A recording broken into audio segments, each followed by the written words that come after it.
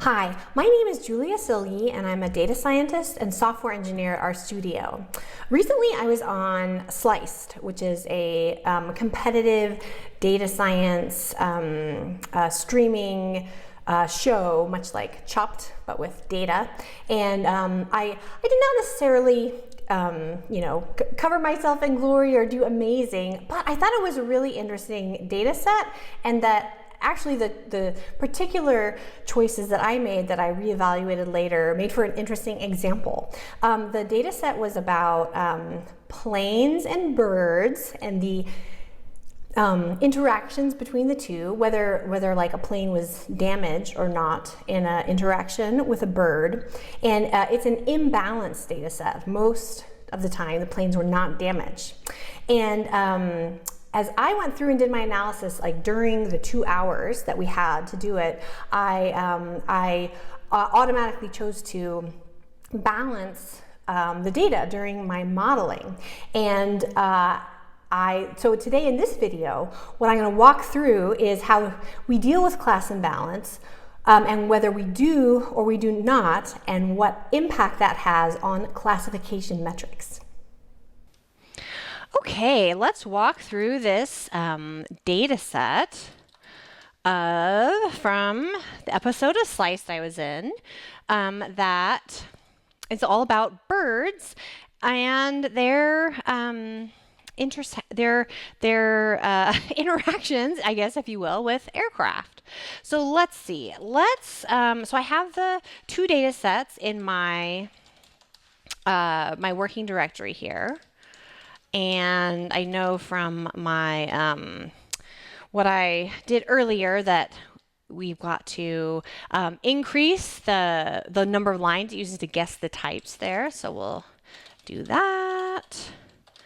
And then I'll do the same thing for the test data here. So let's get the test data. And so the difference between the training data and the test data is that it does not have the thing that we want to predict. So if we look here, we've got quite a lot of data here, and the incident, year, month, day, and what we want to predict is damaged here. So in tidy models, so if we look at that,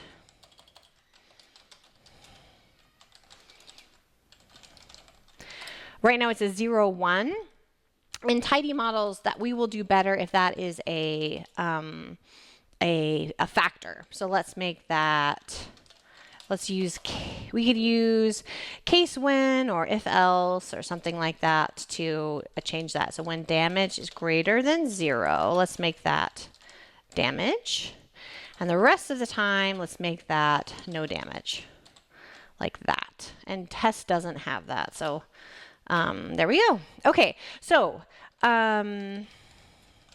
if we just look and see what is in this data set, let me go like that. Let me do a little more here so we can get it all on the screen. Okay, so we've got quite a number of columns here. So there are character data type about the operator, the aircraft, the engine, the airport where it was, the flight phase, what was kind of going on when the birds and the aircraft had their incident, and about species. And then this damaged is, whether the aircraft was damaged or not, and that is what we're going to predict. That's what we're trying to predict here with our classification model. Then we have numeric variables. This one is an ID, incident, year, month, day, aircraft model, and mass. I actually looked a little bit, and I kind of still have some questions about what this is, but and then position and height, speed, and distance, which is info about the some numeric info about the flight or the aircraft or something like that. So let's just do a little bit of some exploratory data analysis before we get started. So I don't think I did this during the stream, but for numeric variables, I often like to, let's do a select if is numeric. How many do we have here? All right, so actually let's for example look at damaged. Let's look at incident year, height, speed, distance, like this. And then we can do GG pairs, like this. And the first thing we can say is the what columns do we want to use to make the pairs plot. So I think I'm going to do it by number. So let's see. So if we have this is 1, so 2, 3, 4, 5. So we'll say 2 through 5, and then I can say I want to use color as the color aesthetic for damaged, and then let's try to make this a little bit aesthetic. Whoops, there we go. Okay, so it's going to go ahead and make this pairs plot for us, which is, you know, like a kind of classic exploratory kind of plot here. And so we can see here that in this density plot, there's quite a difference between damage and no damage by year.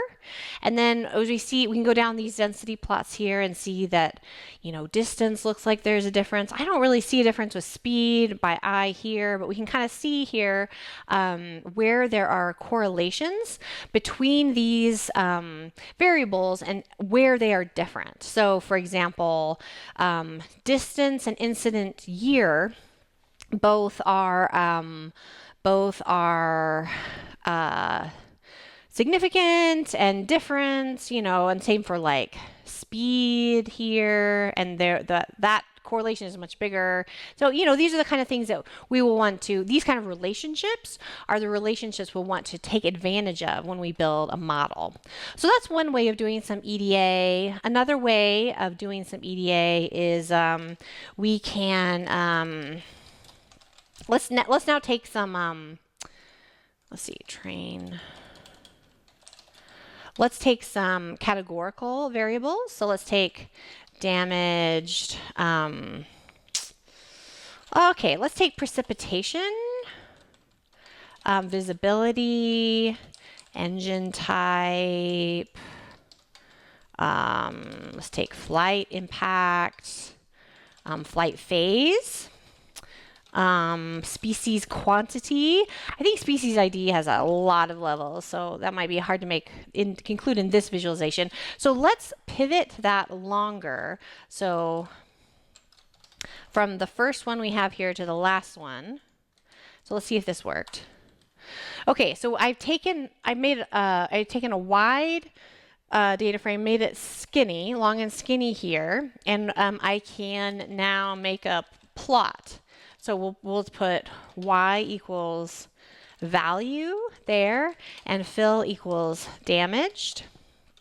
And then if I do a geom bar with position equals fill, and then I'll facet wrap by var's name, like that, and do scales equals free.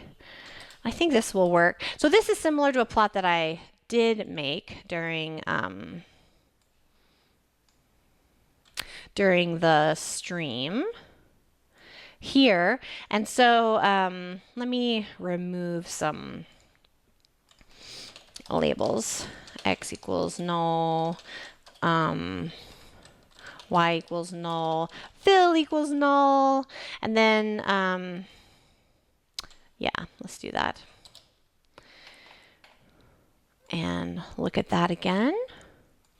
And so what we can see here are these differences. So I don't know, I haven't in this plot shown how many of these there are. So this is just sort of like an initial exploratory kind of look. But we can see, for example, here that if you have engine shutdown, that that is bad. You know, if the birds cause the engine to shut down, then lots of damage happened. If you had your incident en route, and you had over 100 birds en route, and it caused the engine to shut down, or shut down, either way, right, with a space or not, bad times for you and the bird, right? Precipitation, Also, like more precipitation looks bad. I'll also notice that the NAs are on this on these plots, and it looks like if something is coded as NA, it means there was not it's much more likely to not be a problem. So we probably don't. This is in a situation where we don't want to just drop NAs because the NA is informative. Like there's no damage when it's encoded as NA for lots of things like flight phase or visibility or flight impact or whatnot. Okay, so that's just some EDA to get us started, and a lot of that was similar to what I did do on the stream. And now let's go ahead and build a model here. So I'm going to load tidy models here, and I am going to do actually something different than I did do on the stream.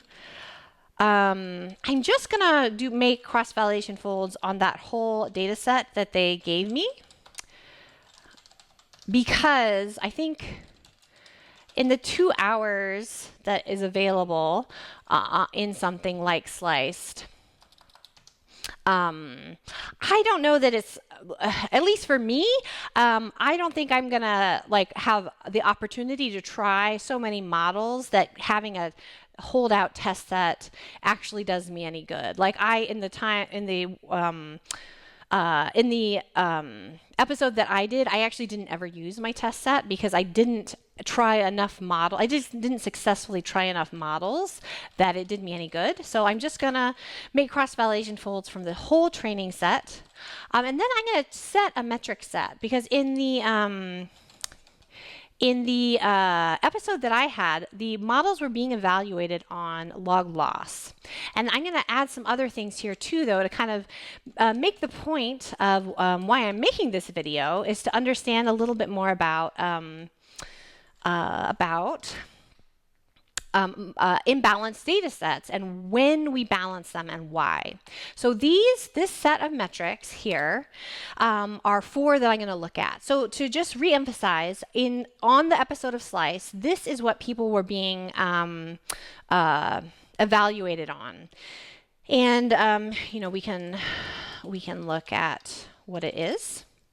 So I guess there's not a ton. Okay, so here, so lower is better. When you get higher numbers, it is worse. So let's look at what it says here. So log loss takes into account the uncertainty in the prediction and gives a more detailed view into actual performance. So that's probably why, the Slice folks chose it over accuracy. However, so you can read through this and see how does log loss work. However, it is still something that's like one number overall that doesn't take into account, as I'm kind of giving away an answer, like the lead here or whatever, but does not tell you much about the difference between the two, the positive cat class and the negative class if they're very imbalanced. But whereas these do. So sensitivity here. If we could walk down, it's the proportion of positive results which were actually positive, and then we can walk through and see how specificity is like the flip of that. Okay, so let's use this and use that as a way to evaluate the models that we make. So let us make a let's see. Let's make this. So this data, requires quite a bit of pre-processing to get it to work. And let us, I'm going to do this. I'm going to make a bird DF, and I'm going to take train raw, and I'm going to select damaged, of course, the outcome, flight impact, precipitation. Visibility, flight phase. Let's see what else is in train raw. Okay, I'm going to choose the number of engines, the incident year, the incident month, species ID, Engine type.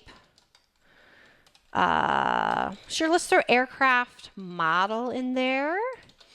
Species quantity. I don't know. Do you have if you've run into over 100 birds, is that bad or not? And let's put in height and speed like that. Okay. So this is what I'm going to use for modeling, like so. Like that. Okay. So let's make a recipe. And let's say damaged, explained by everything else, and my data is going to be bird df like this.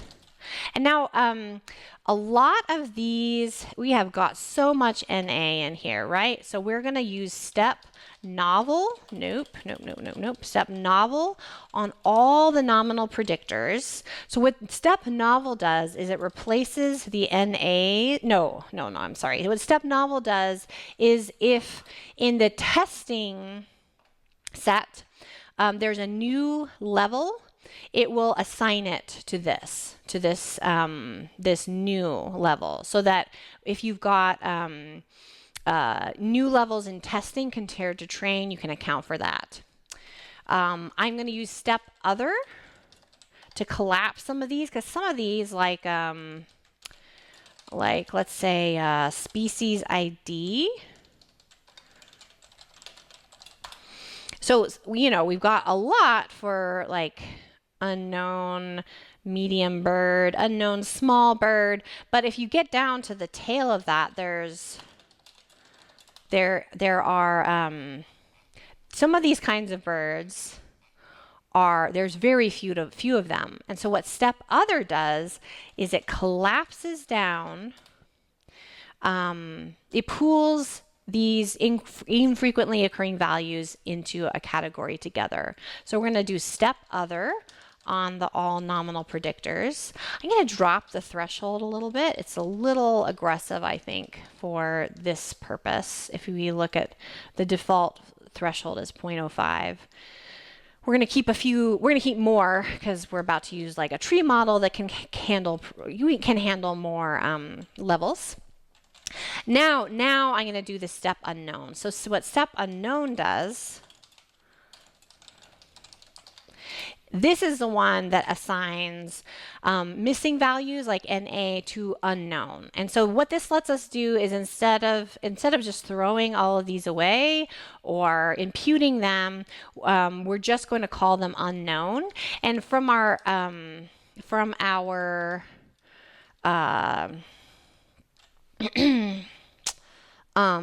EDA, we saw that that missing data, that NA, looked like it was actually informative. Like you were more likely to have the NA values for no damage. So we want to keep that information, and you can do that using step unknown. So not missing at random here. And I think we've got missing data. When we did the skimmer, you may have noticed that we had missing data in the numeric data as well. So let's do step impute.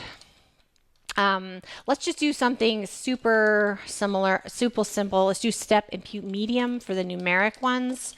And what this does is it just makes it so that we can successfully run this. It doesn't add any more information. Again, this is not missing at random, missing data. So this is, may have some, not quite perfect, not quite perfect results here, but this will let us move forward quickly. Okay, so here is the bird recipe. So this has not been run, it has been declared, like set up but not run yet. And so if we want to be able to estimate the which categories need to be pooled together, let's replace all those NAs with unknown. We would do prep, and if we want to see what the results look like, we would do bake new data equals null, like that. So now we can see that we've got all these unknowns. Height and speed have had their missing values imputed with the medium and whatnot. So this is going to be our starter recipe. This is different than the recipe I did during the stream, mostly in that I am not trying to account for the imbalanced data. So if we look at the damage, there's a lot more times that birds and planes interacted and had an incident that had no damage and had damage. And often when we have this kind of class imbalance, we want to account for it, and we want to do something to either downsample or upsample so that the model can learn to recognize the minority class as well as the majority class. And so when I was doing sliced, I was like, okay, gotta balance. And I think that's one of the biggest things that I tripped up on and was not appropriate for that venue, and I'm about to show you why. So let's walk through and do that. So I'm going to make a really simple model here. I'm going to use a baguette, not really simple, a straightforward bagged tree model. So let's call it bag spec. I'm going to make a bag tree just like defaults here. So I'm going to set engine.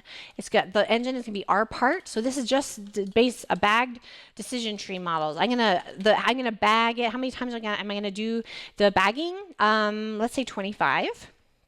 And I'm going to set the mode here is classification, like this.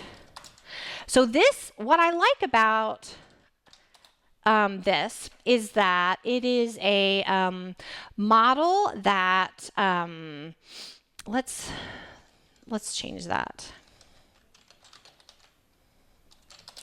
because we've got a lot here. Okay, let's make sure that worked. So a bagtree model I like for this because for this kind of situation, it's a really great first model to kind of get things working, because things like random forests and XGBoost that work so well for this kind of rectangular data. A bagged tree model is like a sort of first step towards that often performs, really well, but like almost as well as the fancier versions, but trains very quickly and gets you some nice things out of it. So let's show this. So I'm going to call this imbalanced workflow. Like I'm not trying to account for the imbalance in the data set yet. So I'm going to add the recipe, bird recipe, and I am going to add the model, bag spec, and then let's just fit it. Let's just fit it one time. Imbalanced workflow, data equals bird df, like this. Okay, so it's just going to fit one time, and you're going to see it's going to go pretty fast here. So that was it. And that's on quite a lot of data, but then that went pretty fast. So one of the things that's nice is you get out automatically variable importance scores. So like flight impact is very important, like almost 5 times important as the number of engines. Oh, species quantity, not actually that important. But so here are the most important things. Oh, interesting. Species ID. Quite important. Oh, speed is more important than I thought it would be. So anyway, this is pretty interesting, but we are able to fit this pretty quickly. And so now what I want to do is I want to use resampling to estimate how well this model does, and then compare it to what happens if I do account for the class imbalance. So let me set up my parallel backend. Let me set a seed and let me do this. So I'm going to do fit resamples. I'm going to do the imbalanced workflow. My resamples are bird folds that I made, and my metrics are my bird metrics, like this. So let's call this imbalanced results, like this. All right, so and then we're going to collect metrics on this imbalanced result. All right, so let's set that going. So what this is doing is that for the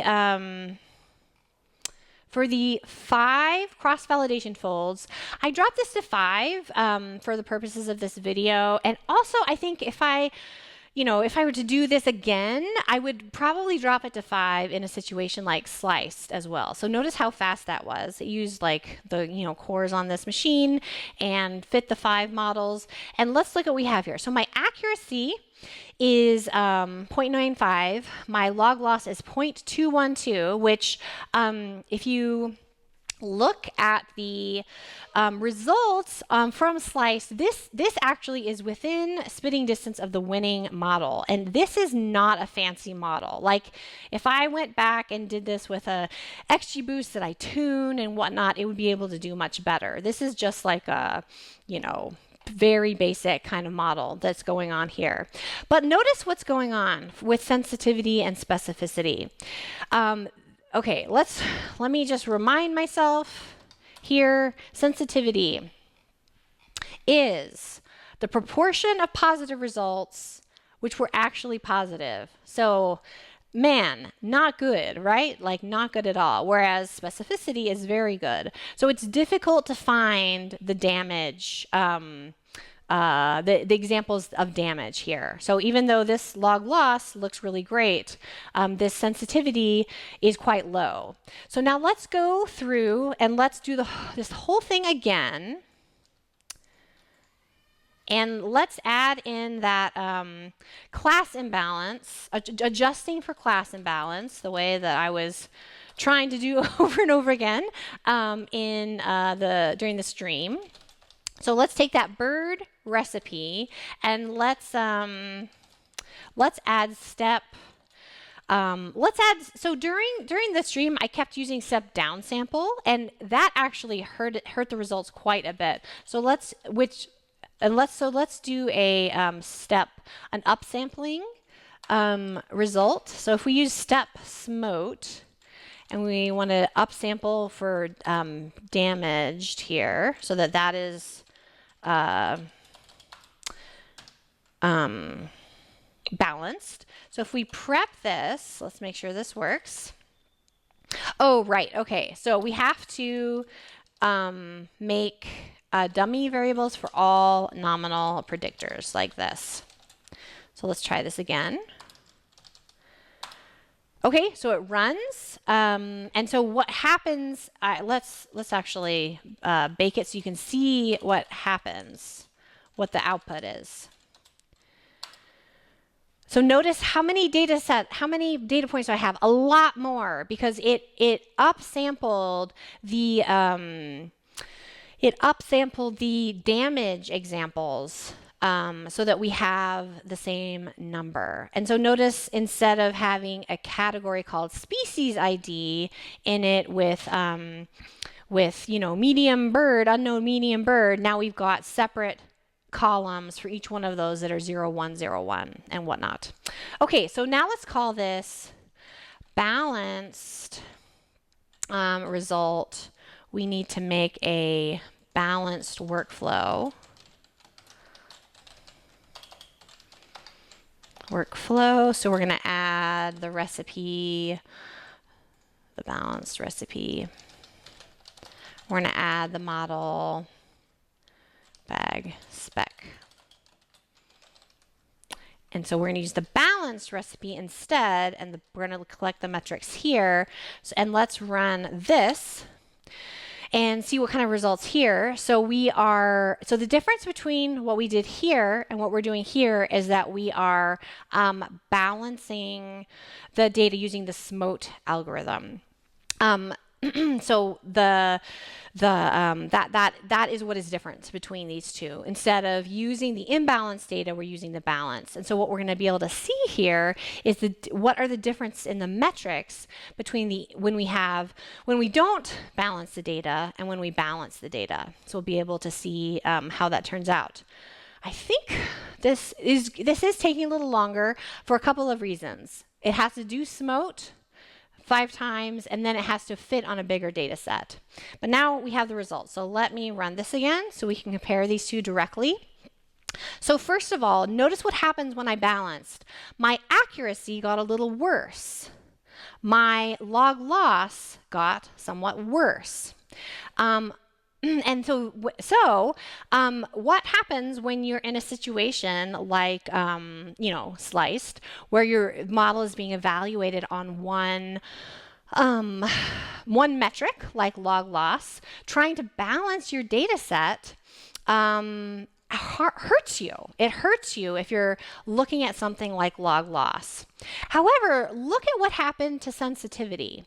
Sensitivity got better. So balancing our data set made it easier for us to recognize the minority class, to find those examples where the bird and the airplane was damaged by its incident with the bird.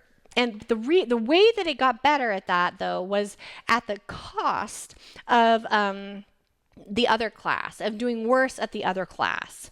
So this is very common. This is often the way this is often what happens when you use some kind of subsampling, like upsampling or downsampling. If you end up watching or have already watched the stream during Slice, I was mostly using downsampling, and it did even worse than this. But even if you use something that works much better, like SMOTE or one of the upsampling approaches, you still see something that is that you see degraded performance here. So let's think about, what does this mean? So when you are using a model in a real world situation, you have to think about what is important in terms of its metrics. And usually using one metric alone is not really a good idea to decide what the best model is. And so, it's hard for me to think of a situation where this would not be the better model, where you want to be able to do a better job at recognizing that minority class, even if it is at the expense of accuracy and log loss, and being able to recognize that majority class a little bit less well. All right, so today we talked about accounting for class imbalance, such in this example with the birds and the planes and whether they are damaged or not. And we showed how the choice to adjust for class imbalance affects different classification metrics and how it affects them differently depending on what about the model the classification metric is measuring.